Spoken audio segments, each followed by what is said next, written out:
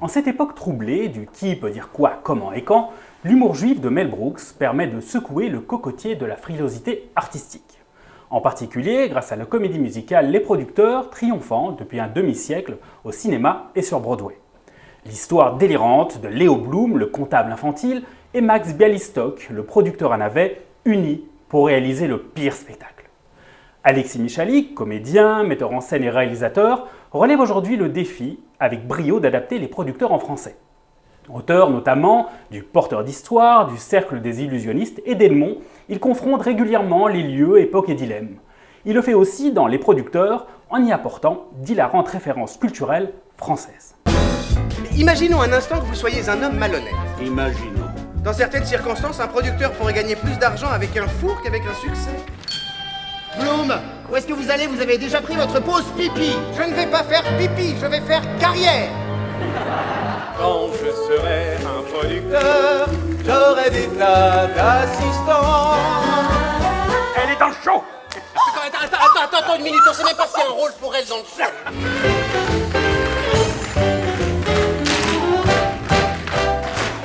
Alexis Michalik, bonjour. Bonjour. Est-ce que vous avez choisi d'adapter l'œuvre classique de l'humour juif de Mel Brooks pour répondre un petit peu à ces questions déprogiennes qui commencent à traîner sur la liberté d'expression? Non, j'ai pas une passion de faire éclater la liberté d'expression ou quoi ou qu'est-ce. Je suis pas vraiment un auteur revendicateur. Je fonctionne principalement à l'histoire. Et je suis toujours attiré par une histoire. Alors parfois c'est une histoire personnelle, c'est une idée qui va naître. Et puis parfois c'est une histoire où je me dis « Ah, j'aimerais bien l'adapter, un Shakespeare, un Beaumarchais ». Et là en l'occurrence Les Producteurs. C'est un film que j'ai vu en 2005. Le film que j'ai vu, c'est pas le film de 1967 original de Mel Brooks, c'est le film adapté de la comédie musicale. Avec Nathan Lane et Matthew Broderick. Tout à fait, et Will Ferrell et Uma Thurman, réalisé par Susan Stroman, qui était la metteuse en scène du show de Broadway. Now all we have to do is put on the biggest flop in history. Starring Nathan Lane. You know what I like? She'll have the footlong. Matthew Broderick. I wanna be a producer, show the world just what I got. Uma Thurman. Now Eula dance. You like it? Even though we're sitting down, we're giving you a standing ovation. And Will Ferrell. Haben Sie gehört, das Deutsche Bahn? Mit der Bang, mit der Boom, mit der Bing Bang, Bing Bang Boom. Key change! This season, put a little springtime in your step.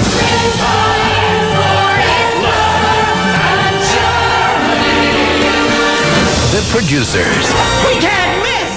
C'est un film qui avait pas mal de défauts, mais en même temps énormément de charme, qui n'a pas su trouver son public à l'époque. Mais en voyant ce film, je me suis dit que ça devait être un show incroyable. Et puis, les années sont passées, et personne n'a monté Les Producteurs en France, alors que c'était un triomphe total à Broadway, à Londres, dans le monde.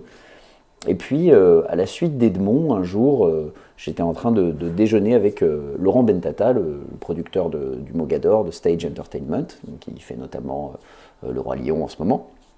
Et il me dit « Mais est-ce que toi, tu as un rêve de comédie musicale ?» Et je dis « Oui, moi, mon rêve, c'est Les Producteurs. » Et il me dit « Ça fait 10 ans qu'on essaie de le monter. » Et en fait, les droits étaient jamais libres, donc on a un peu abandonné le bébé. Et puis, 2 ans après, il me rappelle, il me dit « Je crois que les droits sont en train de se libérer. Est-ce que ça t'intéresse toujours ?»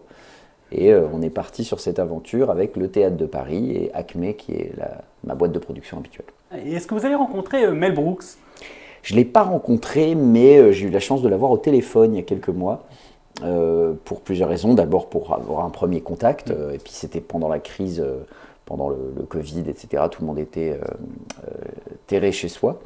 Et je voulais aussi lui demander l'autorisation de couper quelques petits trucs dans la comédie musicale, parce que mon ambition, c'était d'en faire un spectacle de moins de 2 heures, sans entracte, pour l'adapter à un public français, contrairement à la tradition Broadway, qui est plutôt 2h30 avec entracte.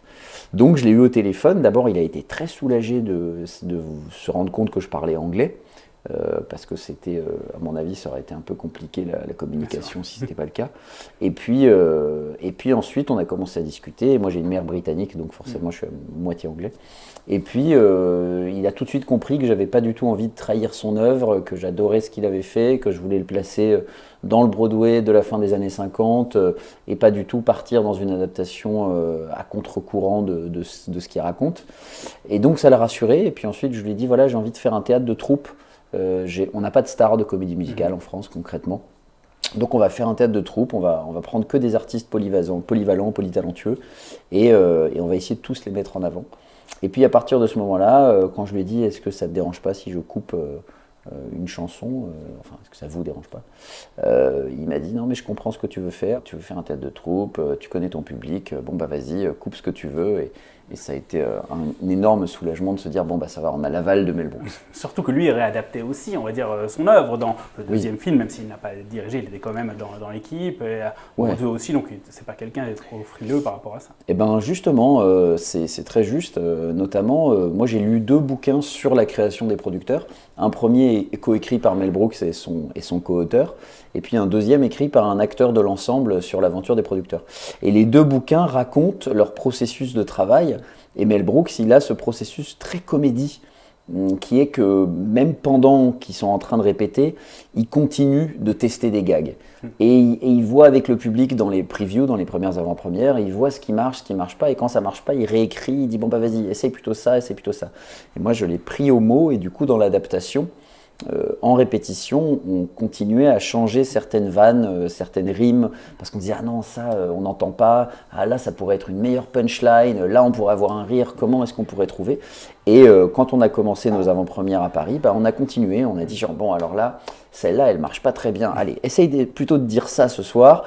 Et donc il essayait l'un des acteurs, Serge Postigo qui joue Max Bialystock, ou Benoît Coden qui joue Léo Blum, ou Roxane Le Texier, enfin bon voilà, ils allaient essayer une phrase un peu différente et on voit comment ça marche, et si ça a un rire, on le garde, et si c'est pas un rire, je retourne au travail. Alors vous avez ajouté beaucoup de références françaises aussi, oui, et certaines, on va dire, américaines qui figurent pas nécessairement dans les films, comme par exemple sur les Village People, qui on voit un peu débarquer aussi, enfin il y a des petits clins d'œil. Mais il y en a, ouais. Je parle des Molières, alors qu'évidemment il parle des Tony Awards, je parle d'Avignon, pour faire comprendre ce que c'est que Off-Broadway. Mais il y a pas mal de références qui sont des références américaines, mais qu'on a quand même modifiées parce que la référence américaine de Mel Brooks était trop pointue pour un public français. Donc on a cherché une référence américaine, mais que tout le monde comprend. Notamment quand ils sont en train de chercher des pièces pour chercher la plus mauvaise pièce possible. À un moment, il dit, bon alors, des chats dans une décharge publique se présentent les uns aux autres en chantant. Et donc évidemment, le public comprend qu'on parle de cats et que le pitch est quand même assez petit, quoi. Il se marre et derrière, il dit non, ça pourrait marcher. Ça, c'était pas Mel Brooks. Ça, c'était Mel Brooks disait autre chose. Il faisait référence au cafard. De la métamorphose. De la métamorphose. Mais bon, on l'a testé en répète et puis on se rendait compte que dans la troupe, la majorité n'avait pas la référence. Donc ça allait être un rire un peu... Et à contrario, il y en a qu'on a évidemment gardé, où je me suis dit, bon ça va faire rire, oh là là, quand ils vont apprendre ça en Argentine, quand il fait une référence au fait que tous les nazis se réfugient en Argentine, il y avait pas mal de gens dans la troupe qui n'avaient pas cette référence. Les plus jeunes, évidemment. Bien sûr.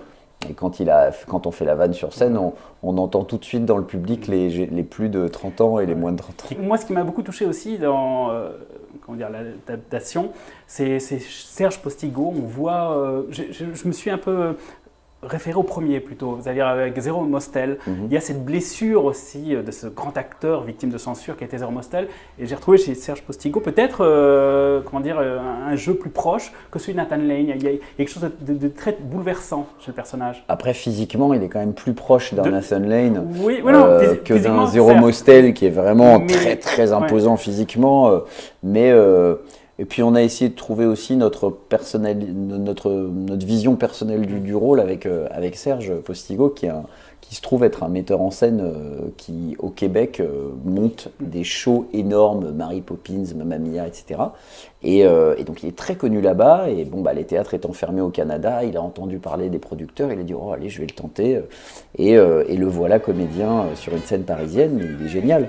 Il est génial, c'est un super mec de troupe, il adore la comédie musicale et le show comme chacun dans la troupe, et donc on a tous des références assez communes, et c'est ce qui fait qu'on a cherché à chaque fois notre version du personnage, et là en l'occurrence, ma consigne c'était que Max Bialystock, joué par Nathan Lane, il peut tout se permettre parce que c'est Nathan Lane et qu'on l'adore déjà. Oui.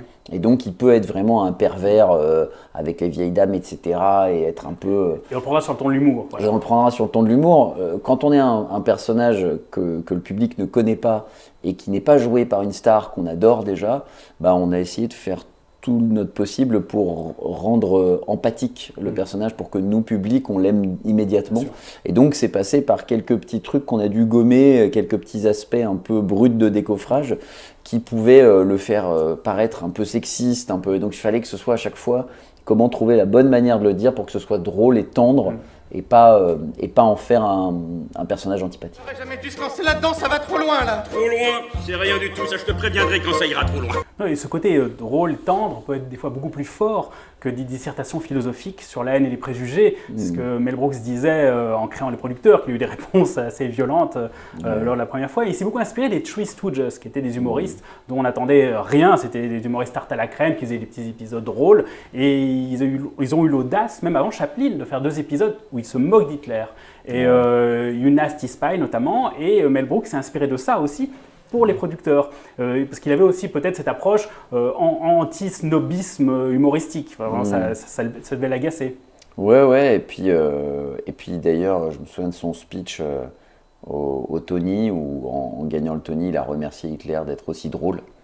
Donc voilà, mais après, il s'est inspiré aussi apparemment pour le personnage de Max d'un vrai producteur avec lequel il a travaillé. Oui, à ses débuts, il raconte qu'il faisait exactement la même chose pour gagner du fric, alors qu'il produisait que des navets. Ouais, et je trouve ça génial que ce personnage soit resté célèbre à l'écran par la suite, quoi. Mais donc voilà, donc il s'est inspiré de tous ces personnages complètement fous pour créer cette œuvre. Mais le gros avantage qu'on a aujourd'hui, nous, c'est que la plupart du public français ne connaît pas ce film de Mel Brooks, ne connaît pas l'œuvre de Broadway. Il y en a bien sûr qui ont vu le film, il y en a bien sûr parmi les générations un peu plus avancées qui connaissent les spectacles et les films de Mel Brooks. Mais la plupart des gens dans la salle ne savent pas de quoi ça parle. Et c'est génial, parce que c'est d'autant mieux qu'ils découvrent au fur et à mesure à quel point on va rentrer dans le délire. Et la première fois qu'ils entendent qu'ils vont monter des fleurs pour Hitler, une comédie musicale à la gloire du Führer, on sent la salle qui dit non, ils vont quand même pas aller jusque-là, jusqu'au show ou à la fin où effectivement on voit le show et on se dit ah non mais ils ont vraiment monté des fleurs pour Hitler, quoi. Donc c'est une grande force justement d'avoir un public qui ne sait pas ce qu'il vient voir. Mais c'est né aussi dans cet esprit des années 60, quand on voit les humoristes comme Lenny Bruce, Mort Sahl, Don Rickles, qui ont beaucoup combattu pour les droits civiques des Noirs aux États-Unis, et notamment en désarmant les gens et leur haine et leurs préjugés.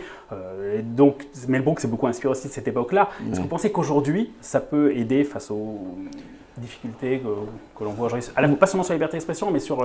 Je pense que les humoristes, de toute façon, en général, défrichent un peu et justement mettent le doigt exactement là où ça fait mal et sont les premiers à pouvoir en parler, puisque par le rire, on convainc tout le monde. Je pense aujourd'hui, le gros combat aux États-Unis, c'est le racisme anti-noir, les bavures policières, le mouvement Black Lives Matter, et ils sont très nombreux, des humoristes noirs, hyper talentueux américains, à faire ce genre de vannes tout de suite. Je pense à Michael Che, je pense à Kevin Hart, je pense à Trevor Noah sur The Today Show qui fait un humour politique et en même temps qui lui est sud-africain. En tout cas, il y a des sujets de société évidents aux États-Unis dont parlent les humoristes des États-Unis. Et puis en France, on a aussi besoin d'humoristes comme Blanche Gardin, comme plein d'humoristes aujourd'hui qui justement font bouger un peu les lignes, qui vont parler de la place de la femme, qui vont parler de problématiques de genre, qui vont parler de tous les débats politiques qu'on a actuellement en France, quoi. Et puis de racisme, de montée des extrêmes, etc. Donc tout ça, c'est nécessaire. Je pense que les humoristes, ils ont ce pouvoir de défrichement, et Mel Brooks, clairement, avait ça, parce que pour créer un film comme Les Producteurs en 67, genre 20 ans après la fin de la guerre, il faut vraiment avoir... faut pas avoir peur, quoi. Merci Alexis Michalik. Merci à vous. C'était un beau succès. Ils peuvent le faire,